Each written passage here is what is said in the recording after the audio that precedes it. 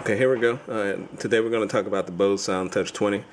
This is my wife's speaker. This is pretty much how it comes out of the box. You take this out. This is the non-portable one. This is the one that actually has to have a power source to run. They do have a smaller speaker that is portable, if you will. You can charge it. It has a lithium battery in there, I believe. You get this box here. You get a remote and a power cord. You take that, plug it into the wall, and then everything else is done online. Okay, so once you get this out of the box and put it in place, you go to the internet, download the Bose app. If you're using, an Apple product, you can go to the app market and download the Bose SoundTouch app, and you can also download that from the website that they'll give you if you're using a PC. I have both. I did both.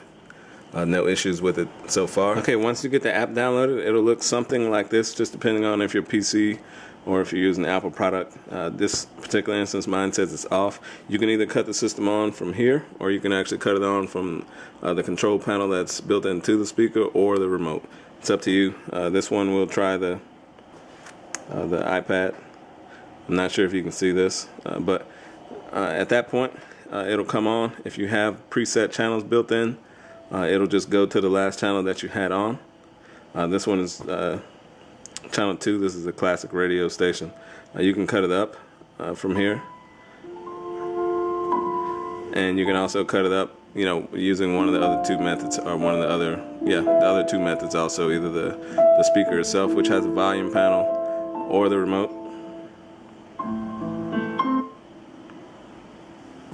As you can see here, you got 6 presets. Those presets are just really first come, first serve. So when you put another one in there, for instance, the 7th one, it's just going to drop one. So it'll only hold 6, and it'll just drop them as you continue to add in there. So let's see if we can. I'm not sure if you were able to see that, but we're going to explore. You can see the options. It'll play your recent ones, your music library from iTunes, the internet radio. For internet radio, you can go there. You can do global. We're going to do global on this one. I'm going to go find North America, and then I'll do United States. And then you just find your state, and then you just continue to drill down to a radio station of your choice. Back to this. I just went to a state. I went all the way, drilled down. We'll pick one of these again. The radio station has to be, internet, has to support internet, and you should be able to pull it up. This is Magic 101.3 in Florida. I turned it up so you could hear, what it sounds like. Now we're done with this. I think I explained it as good as I probably could.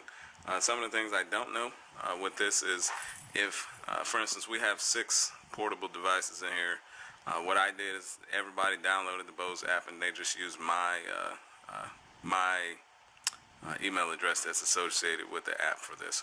But what you do is you download this thing, you download the app, and you will connect to this thing via the Wi-Fi in your house.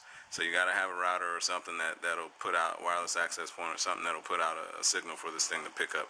But you can also go plug right in the back with an RJ45 cable or an Ethernet cable. So you can go that way if you don't have Wi-Fi.